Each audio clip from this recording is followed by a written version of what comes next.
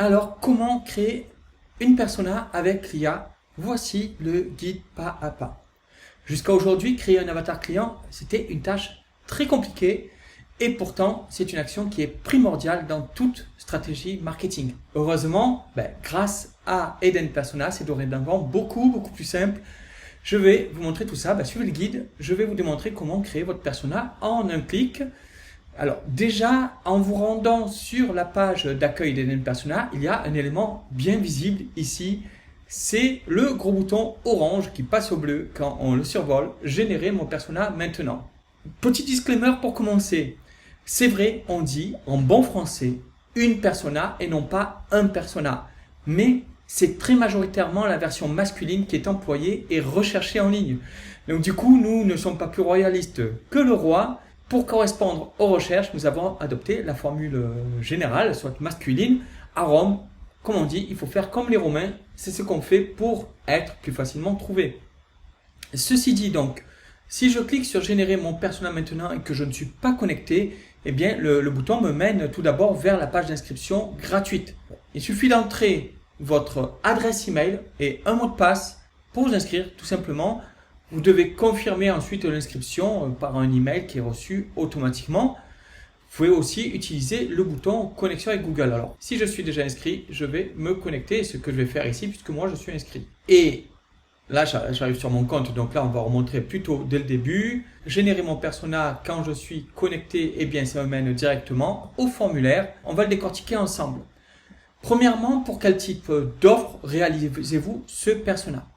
Ici, il s'agit simplement de sélectionner le bouton qui correspond au produit ou service pour lequel vous voulez créer ce persona.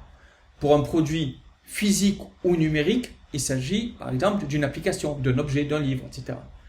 Pour un service non localisé, s'il s'agit d'une agence ou un freelance qui travaille nationalement ou même internationalement, ou même à la limite un logiciel en tant que service, un SaaS. Pour un service localisé, là, il s'agit plutôt, si vous êtes un coiffeur, un plombier, un écrivain public, qu'importe. Si vous proposez un service qui est réservé à une zone géographique autour de vous, c'est ici le bon choix. Pour un magasin physique, c'est si votre boutique, comme indiqué, est physique, elle est limitée à une zone. À moins de proposer une boutique en ligne, les clients qui doivent se déplacer pour venir acheter font que, dans ce cas, ce sera le bon choix. Si vous proposez une boutique physique qui vend aussi en ligne, vous aurez peut-être deux personas. Un persona pour la boutique e-commerce et un persona pour la boutique physique. Et donc, puisqu'on en parle, la boutique e-commerce, c'est contrairement au premier bouton où il s'agissait de vendre un seul produit. Par exemple, si vous avez une boutique monoproduit, vous utiliserez plutôt ça. Et si vous avez un produit que vous voulez mettre sur Amazon ou n'importe quel fournisseur, ça sera aussi ici.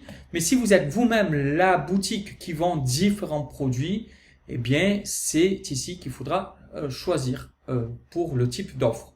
Enfin, pour une cause, c'est adapté pour toute association, pour un club sportif, pour une cause politique, etc. Pour tout ce qui est association, on va dire loi 1901, association à but non lucratif, etc. Ça, c'est pour sélectionner donc le type d'offre. Ok. Ensuite, nous avons ici le champ le plus important, le descriptif précis du produit ou service. Il s'agit d'y décrire précisément votre offre.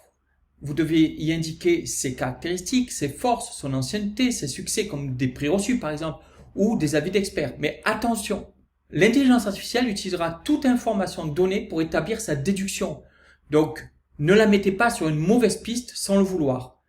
Vous devez être factuel, vous devez vraiment donner des informations, des caractéristiques dans tout ce que vous listez. Si vous indiquez des éléments qui sont émotionnels, qui sont promotionnels, que vous dites enfin la solution, etc., vous impliquerez un biais lors de la création. Donc, restez factuel. Donc, c'est tout. En fait, avec ces deux informations, ça pourrait suffire. Vous pourriez vous arrêter là et obtenir un persona de départ. Ça suffit. Voilà. Descriptif et type d'offre sont les seules informations obligatoires. Mais très honnêtement, plus vous apporterez d'informations, plus votre persona se rapprochera efficacement de votre prospect cible, du descriptif précis de votre prospect cible. On va continuer avec les informations du dessous. Donc ici, nom du produit ou service, j'ai pas besoin d'expliquer de quoi il s'agit, je crois. Le tarif, ça va être à indiquer en incluant la devise, par exemple euro ou dollar canadien, par exemple. S'il s'agit d'un abonnement, vous pouvez préciser par mois, par exemple. Le pays du client cible, si vous ciblez plusieurs pays, ça peut être judicieux de créer un persona différent selon le pays. Les coutumes et les mentalités diffèrent selon les pays qu'on cible. Donc souvent, il est plus intéressant de faire un persona différent selon le pays.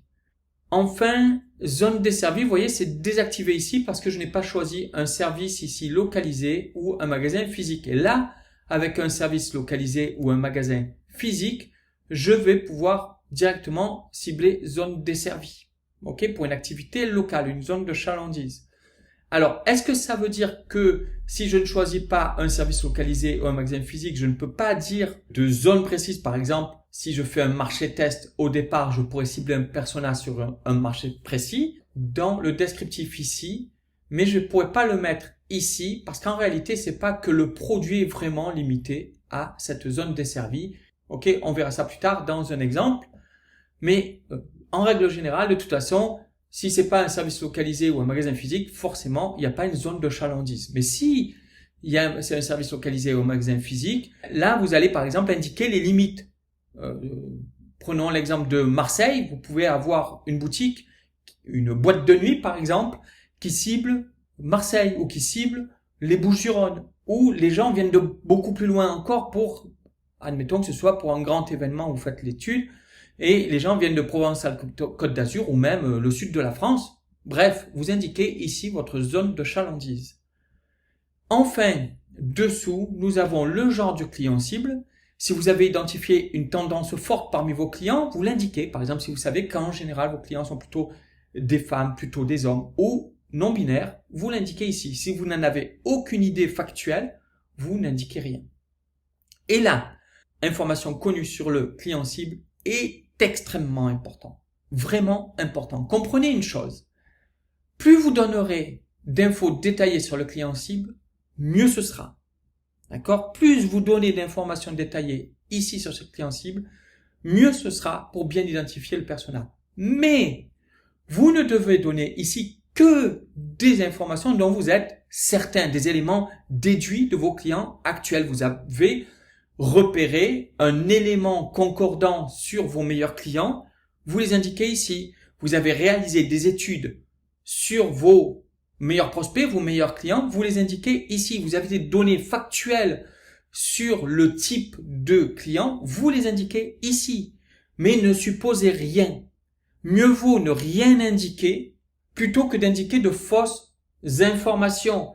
Si vous dites je suis sûr, ça doit être plutôt par exemple des gens qui ont entre 25 et 34 ans, mais que vous ne l'avez pas constaté parce que vos clients actuels sont dans cette tranche d'âge, vos meilleurs clients, il y a cet élément qui est concordant et qui permet de dessiner un profil type. Si c'est le cas, oui. Si c'est juste une intuition ou vous qui vous dites on va cibler ça, c'est une très mauvaise idée. Vous ne vous basez que sur des faits. Si vous n'avez pas des faits, vous ne mettez pas ces informations, tout simplement. Sachez que de toute façon, vous pourrez toujours affiner plus tard, créer un nouveau persona à partir de la même base en changeant des informations, c'est possible.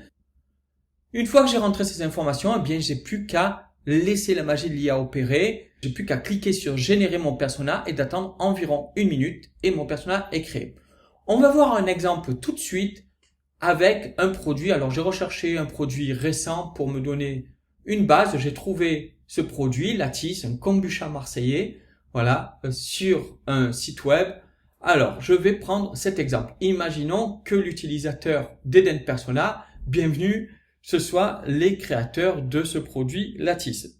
Donc ici, il s'agit d'un produit physique. Et comme je le disais, que j'avais commencé à l'aborder, ici, ils ne veulent cibler que les restaurants marseillais pour le début, mais en réalité, plus tard, certainement, qu'ils voudront industrialiser un peu plus, peut-être qu'ils cibleront plus grand. Bref, en attendant, ici, on va le mettre dans les informations clients. Alors, on va prendre les informations qui sont ici, on va dire boisson fermenté basé sur la kombucha avec 2 références. Ok. Menthe romarin et maté citron.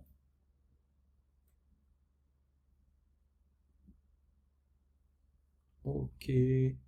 Alors, on va mettre ces informations là. À l'exception du thé et du maté, nous approvisionnons local. Le citron arrive. Machin. Ok. On va aller prendre. On produit tous les 15 jours, soit. Voilà. On va aller prendre ça. Voilà. La tisse. Mettre le nom. Ici, on va mettre France pour le pays. On ne peut pas mettre zone desservie parce que c'est un produit physique ou numérique, donc on ne met pas, mais on va mettre plutôt ici dans l'information connue sur le client cible. Donc là, j'ai une information de prix, alors c'est pas très clair, mais bon, on va dire 3,80 € les 33 centilitres. 3,80 € les 33 centilitres. Voilà. Et on va aller chercher les infos sur le client cible, les cafés, hôtels et restaurants, quelques bistrots et tables dans la mouvance bio, équitable, voire végétarienne. Donc on va coller, hop, dans un café, on va dire propriétaire plutôt. On va dire que c'est plus souvent les propriétaires qui s'occupent de faire rentrer des nouveaux produits.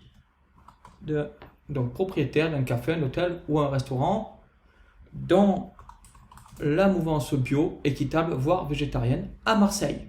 Voilà, je précise la zone de marché qui est ciblée pour le lancement du produit.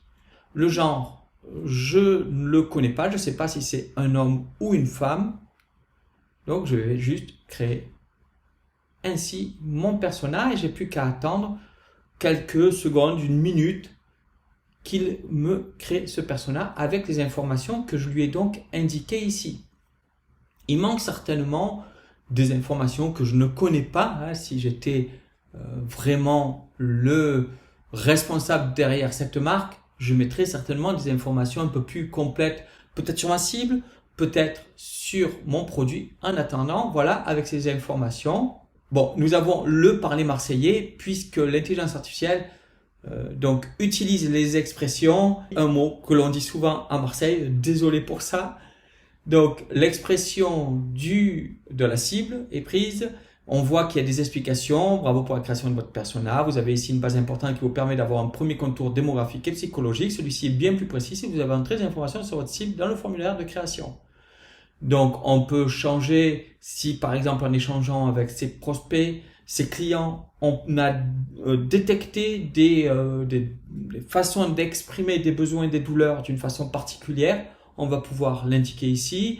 On peut tout modifier dans la fiche de persona pour adapter à la réalité du marché au fur et à mesure qu'on affine sa connaissance de son marché, qu'on affine la connaissance de sa clientèle. Ici, sur les curseurs de personnalité, si on se rend compte que la majorité de nos clients, contrairement à ce que avait déduit sur la personnalité l'intelligence artificielle, ça semble assez correspondre. En général, les propriétaires de café sont peut-être, enfin, c'est une image d'Épinal, mais on va dire plus souvent extravertis, est-ce qu'ils sont plus intuitifs que cérébraux, etc., etc. Les hobbies, les sites web fréquentés, les réseaux sociaux sur lesquels le prospect serait plus ou moins présent. Donc voilà, ici on a automatiquement un persona qui est créé. Alors là, j'ai un abonnement, donc ça me crée automatiquement complètement le persona. Si je n'avais pas d'abonnement, ça me créerait ici un persona qui serait masqué, qui n'aurait pas toutes les informations, on verrait que le visage, le nom, et je pourrais le débloquer avec un persona à l'unité ou à partir du moment où je prends un abonnement mensuel, je peux d'ailleurs, comme on l'a vu dessus, débloquer mes personas directement dessus. Même si je les ai faits avant d'être abonné, je peux les débloquer ensuite grâce à mon abonnement. Et voilà, je peux ainsi créer de nouveaux personas. Si par exemple sur la base de ce persona que j'ai créé, je veux apporter plus de précision que ça ne correspondait plus du tout. Je peux générer un nouveau persona tout simplement en cliquant sur la flèche ici. Ça remettrait les informations et je peux créer un nouveau persona en modifiant les informations que maintenant je connais sur ma cible. Bref, vous avez vu à quel point c'est facile de créer un persona avec Eden Persona. C'est vraiment tout guidé et c'est très facile d'obtenir des résultats concrets et de les évoluer au fur et à mesure. Voilà, si vous avez d'autres questions sur la création de persona, sur l'utilisation d'Eden Persona, n'hésitez pas à les mettre en commentaire. Je me ferai un plaisir d'y répondre dans un prochain contenu. À très bientôt.